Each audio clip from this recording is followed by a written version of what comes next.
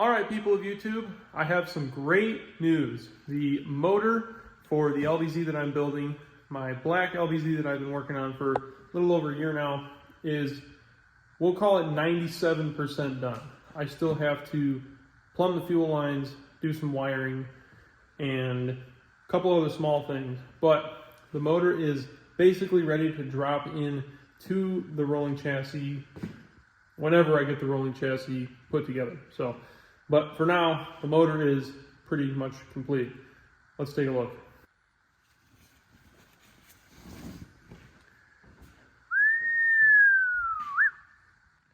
So this is the new heart for the LBZ. As you guys can see from first glance, we are doing a little bit of a color change. So we're not doing the Illusion Shocker anymore. Now we are going with an Illusion Blueberry. Why, you may ask? Because that's what the valve covers came in, and I don't really feel like getting them repowder coated.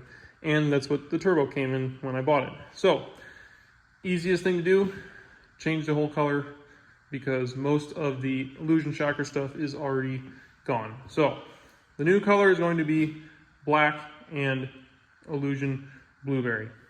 So, a little history on this engine. I picked it up for $1,400 down by Kentucky. It had a broken crankshaft in it. When the engine was built, it never had a key put in the crank. So the harmonic balancer pin sheared and basically ended up trashing the motor. However, the rods were savable as well as the pistons. So we got a nice set of Carrillo rods and a nice set of 20 over Molle race cast pistons. And along with that, the block had already been machined 20 over as well. So basically I'm going to start from the bottom and work my way up. Down here you can see we have a PPE, higher capacity, lower oil pan. I've used this on my white truck. This is actually the same oil pan that came off of the white extended cab that I had completely rebuilt a couple years ago. As you can see, we are missing one of the main cap bolts. One of those actually snapped off like a week or two after the engine was put together. So here's the head of the bolt, and I'm not going to throw the company who I bought this from under the bus because it's not their fault, it's just a manufacturing defect. It's happened before with the harmonic balancer bolt as well. I also double checked to make sure that I torqued it in the right sequence to the right foot-pounds and used the right lubricant in the right places. So not their fault, just manufacturing defect. So back down here again, inside the block we have a Callie's Compstar crankshaft, a set of Carrillo rods, and a set of Molle racecast pistons that are 20 thousandths over and also have the valve reliefs cut in them for the camshaft that I selected. The camshaft is a Wagler Stage 2 alternate firing cam. It needs to have the valve reliefs in the pistons because it is a higher lift cam. On the front of the motor here, you can see we have a fluid damper, harmonic balancer, and then on the back of the motor we have a Randy's transmission one-piece billet flex plate. So along with all that, we have the flex plate bolts from DHD, and then we have a set of main studs as well. Now, moving more towards the top of the motor, we have a set of factory LBZ heads with SoCal beehive springs in them and DHD 3/8 chromoly push rods. One thing I forgot to mention is that we also have a DHD high volume and pinned oil pump in the bottom end, as well as this DHD high RPM water pump.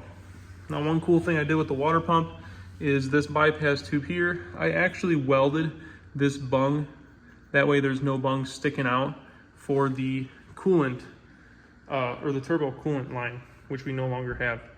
So that pretty much sums up everything on the inside of the motor. Now I'm going to go over some of the stuff that's on the outside of the motor.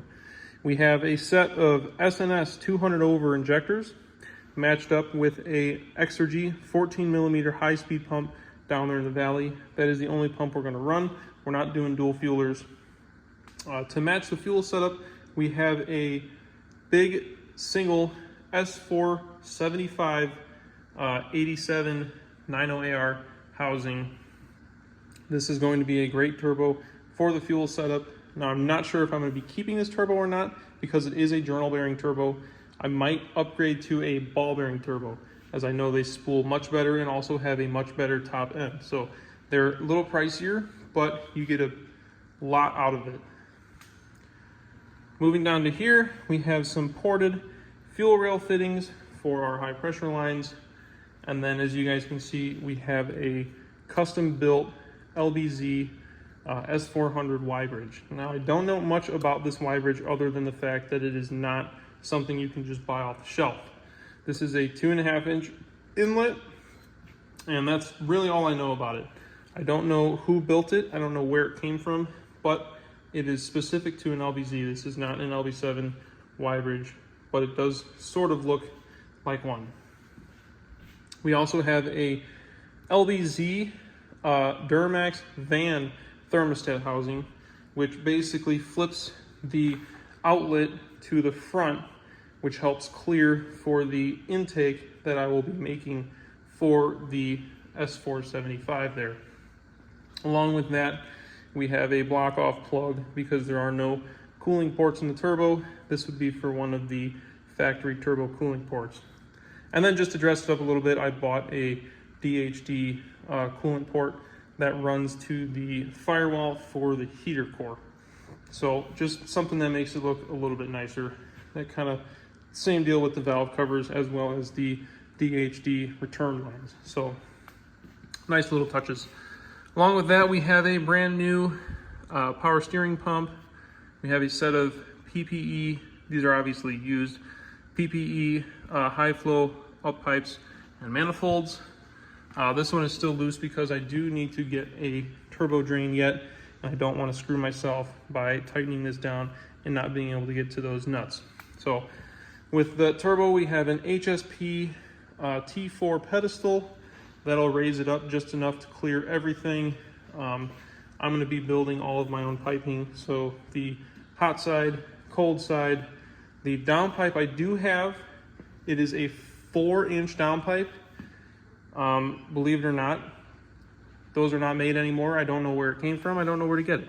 Kind of like the Y bridge. So on to the next thing here. We have an L5P 1719 oil cooler. These cool the oil much better than the previous years, but it still uses the same filter as the previous years, which is one thing I do like. So I believe that's pretty much it for the engine. A couple things that I wish I would have done would be like a set of billet main caps as well as a girdle, because in the grand scheme of building this motor, those two parts are very little extra. So things I wish I would have done, that's two of them.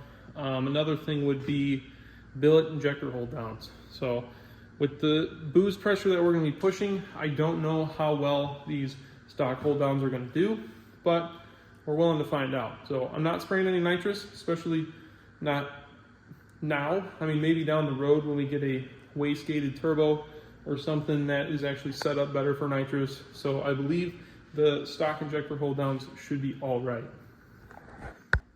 So now that you guys have a basic rundown of the engine, I get to talk about the tedious things that I need to figure out that aren't just, bolt-on parts. So first things first, the return line system for the fuel. So this is the DHD billet fuel line returns, and we are not using any of the factory return line setup. I have to basically plumb an entire new return line setup. So what we're going to be doing is running a -6 return line all the way up until the back of the motor on the driver's side here, and then it'll be -8 all the way back to the tank. The other thing is we'll be running a -8 feed all the way into the feed port of the CP3. So on the high pressure, or not the high pressure, the high speed Exergy 14 mil pumps, the feed is on the back right here rather than in the normal spot, which is right here. So we're running a -8 feed directly into the back of the CP3 down to the lift pump.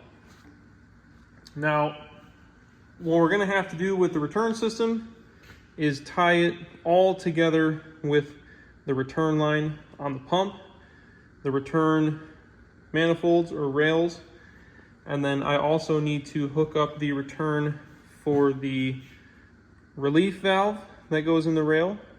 And then I also need to get a port built or made or whatever that will hold the fuel temp sensor, because this also needs to be in the truck as well. So not sure what I'm gonna do with that just yet or how I'm gonna get that to work, but I will somehow need to get it integrated into the return line system.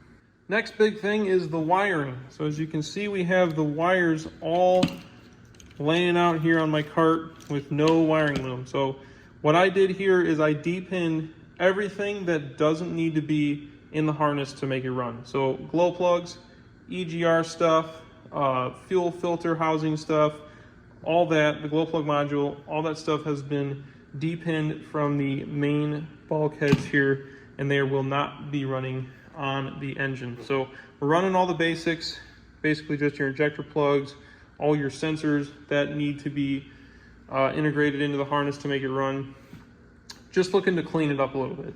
Now the other thing that we're doing is running the harness under the front of the motor rather than across the top, trying to clean up the look as much as possible. So that may entail having to extend some of these wiring harnesses, which I'm not really looking forward to.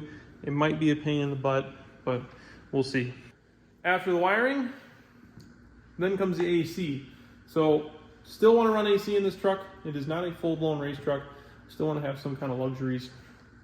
But with that, we're going to have a brand new AC compressor here. However, the factory lines run from the top of the compressor over the turbo to the accumulator. So basically, with the big turbo here, the compressor lines lay on top of it unless you bend it out of the way, and then it's touching the firewall and it just looks kind of janky. So what I'm gonna have to do is get almost like an AN style adapter fitting that bolts to the top of the compressor, that then I can build my own lines however I want, wherever I want, and then we will get it to the compressor, accumulator, condenser. Everything will be all custom AC line. As for the rest of the motor, like I said, still need to build the charge pipes and the intake. Can't really do that until the engine is in the truck, and the truck is pretty much complete, because I want to be able to line those charge pipes up perfectly with the intercooler. Other than that, we got a couple loose ends here. As you can see, this coolant port is loose. Won't be really tightening any of that up until it's in the truck, because I got to run the hoses to the firewall for the heater core. One thing I don't really like here is the dipstick tube here. It's pretty floppy. The only way to mount it is this prong. So I'm either going to have to build some kind of custom bracket or see if there is an aftermarket solution for it. Something that's like a braided, nice stainless dipstick tube. Haven't found any yet, so I'm going to keep my eyes peeled for one. Need to plug up this coolant port here with the block heater. Probably won't be plugging it in, just using it as a filler. I have to run the oil feed for the turbo, which that won't get done until the wiring is done, because the wiring is a bit more complicated to route than the turbo feed. Other than that, need to do the pulley system. Got to order new idler pulleys, tensioner, alternator. The pulley for the power steering pump, I need to get blasted and painted. And then I also need to get the fill tube blasted and painted, because I wasn't able to use the LBZ fill tube. So believe it or not, the LBZ truck fill tube does not work with the LBZ van thermostat housing. So I needed to order a LB7 fill tube, which, as you guys can see, needs to be blasted and painted. So once that's done, it'll be put on the truck or on the engine, and I won't have to have that rag stuffed in there. So lots of small odds and ends stuff that need to be done, but we're getting there, guys. That's gonna be it for this video. You guys are definitely gonna wanna stay tuned for the next video of this truck. The frame, axle, and some of the other components are on their way back from being sandblasted, primed, and painted. The truck is not gonna have lift on it, as I had mentioned earlier in this build series, which means we are putting the truck back down closer to the ground, but we're not using factory suspension components. So earlier in the video, I may have accidentally leaked some of the parts that's going to be on the rolling chassis. So if you guys caught it, maybe you can guess what we're going to be doing. If you didn't, I guess you'll have to wait till the next video.